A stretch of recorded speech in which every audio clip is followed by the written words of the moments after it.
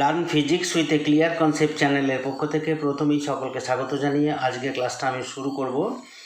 আজকে আমরা আলোচনা করব গ্যাসের চাপ, উষ্ণতা ও ঘনত্বের মধ্যে সম্পর্ক, relation of pressure, temperature and density of gases. তাহলে আজকের আলোচ্য বিষয় হবে গ্যাসের চাপ, উষ্ণতা ও ঘনত্বের মধ্যে সম্পর্ক, relation of pressure, temperature and density of gases.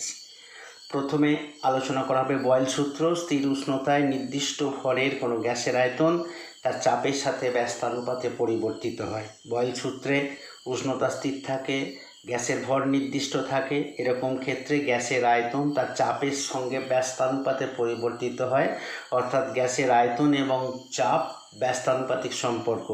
অর্থাৎ গ্যাসের চাপ যদি বাড়ানো হয় আয়তন কমে যায়, গ্যাসের চাপ যদি কমানো হয় আয়তন বেড়ে যায়। অর্থাৎ ভি এবং পি হচ্ছে ব্যস্তানুপাতিক সম্পর্ক। তাহলে গাণিতিকভাবে আমরা লিখতে পারি ভি ভ্যারিজ অ্যাজ 1/p বা V is equal to K into 1/p, একটা ধ্রুবক দিয়ে গুণ করা হলো, বা পিভি ইজ ইকুয়াল টু কে। এটা হলো বয়েল সূত্রের গাণিতিক রূপ।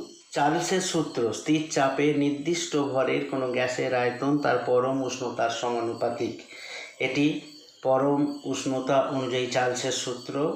এ সূত্রে চাপ স্থির থাকে, গ্যাসের ভর নির্দিষ্ট থাকে, সেই ক্ষেত্রে আয়তন এবং তার পরম উষ্ণতা পরস্পরের সমানুপাতিক হয়। অর্থাৎ পরম উষ্ণতা বাড়লে গ্যাসের আয়তন বাড়ে, পরম উষ্ণতা কমলে গ্যাসের আয়তন কমে।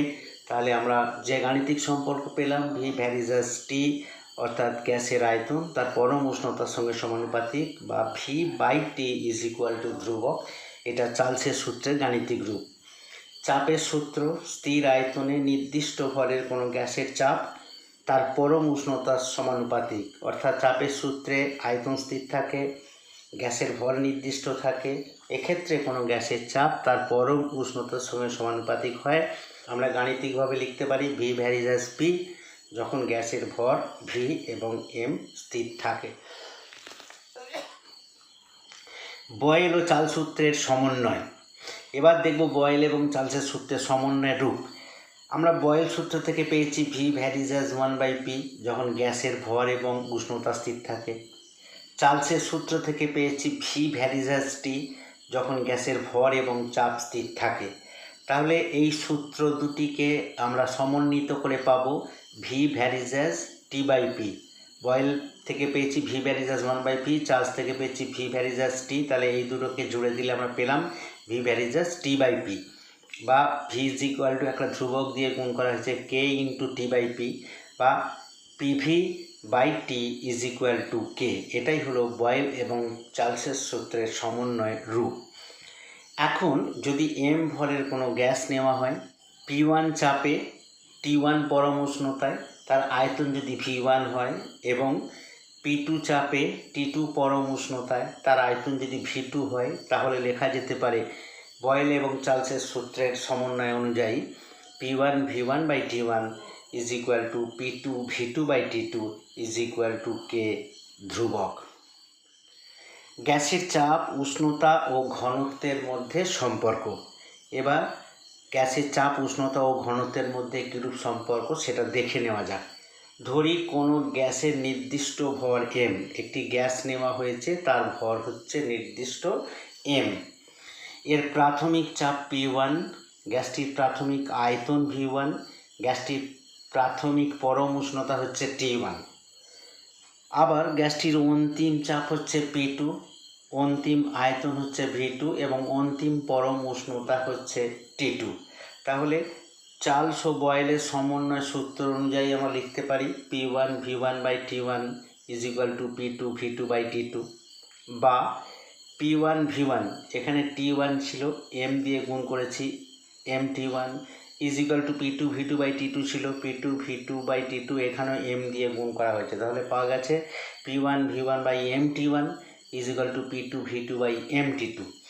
এখন এই V1টাকে M এর নিচে নামিয়ে দেওয়া হয়েছে, এদিকে V2টাকেও M এর নিচে নামিয়ে দেওয়া হয়েছে। পেয়েছি P1 M by V1 T1, V1টা M এর নিচে চলে এলো, is equal to P2 V2টা M এর নিচে চলে এলো, P2 by M by V2 T2। এখন M বাই V1 ভর বাই আয়তন, এটা হলো ঘনত্ব। তাহলে আমরা যদি M বাই V1কে D1 ধরি, m/v2কে যদি d2 ধরি তাহলে সম্পর্কটা দাঁড়ায় p1/d1t1। m/v1 জায়গায় d1 লেখা হয়েছে, তারপরে t1 = p2/m/v2 জায়গায় d2t2। m/v1 d1 ও m/v2 d2 ধরা হয়েছে। তাহলে ফাইনালি আমরা যে সম্পর্কটা পেলাম p/dt = ধ্রুবক। p/dt = ধ্রুবক হলো। এখন যদি উষ্ণতা স্থির থাকে, উষ্ণতাটাকে ধ্রুবক রাখা হয়েছে, তাহলে p/d = ধ্রুবক হবে। এটি হবে সমষ্ণ প্রক্রিয়ায়, অর্থাৎ যে প্রক্রিয়ায় উষ্ণতা স্থির থাকে তাকে সমষ্ণ প্রক্রিয়া বলে। উষ্ণতা স্থির থাকলে সম্পর্কটি দাঁড়ায় p/d = ধ্রুবক। আবার যদি এই সম্পর্কে চাপকে স্থির রাখা হয়, চাপকে যদি স্থির রাখি তাহলে হবে dt = ধ্রুবক বা d = 1/t। তাহলে আমরা যে সম্পর্কটা পেলাম, যদি আমরা গ্যাসের ঘনত্ব এবং চাপের সঙ্গে যদি সম্পর্কটা নির্ণয় করি তাহলে হবে গ্যাসের ঘনত্ব তার চাপের সঙ্গে সমানুপাতিক। আর p/d = ধ্রুবক, গ্যাসের ঘনত্ব তার চাপের সঙ্গে সমানুপাতিক আর উষ্ণতার সঙ্গে ব্যস্তানুপাতিক, অর্থাৎ গ্যাসের চাপ বাড়লে ঘনত্ব বাড়বে, গ্যাসের চাপ কমলে ঘনত্ব কমবে, অর্থাৎ গ্যাসের ঘনত্ব চাপের সঙ্গে সমানুপাতিক এবং উষ্ণতার ব্যস্তানুপাতিক, অর্থাৎ উষ্ণতা বাড়লে গ্যাসের ঘনত্ব কমবে এবং উষ্ণতা কমলে গ্যাসের ঘনত্ব বাড়বে। এটাই গ্যাসের চাপ, উষ্ণতা এবং ঘনত্বের মধ্যে সম্পর্ক। আজকে এই পর্যন্তই। আমার ক্লাসটা শোনার জন্য সকলকে ধন্যবাদ। ক্লাসটা ভালো লাগলে অবশ্যই একটা লাইক দেবে, বন্ধুদের সাথে শেয়ার করবে এবং চ্যানেলটিকে অবশ্যই সাবস্ক্রাইব করবে। অবশেষে আরও একবার সকলকে ধন্যবাদ জানিয়ে আজকের ক্লাসটা আমি শেষ করছি। নমস্কার।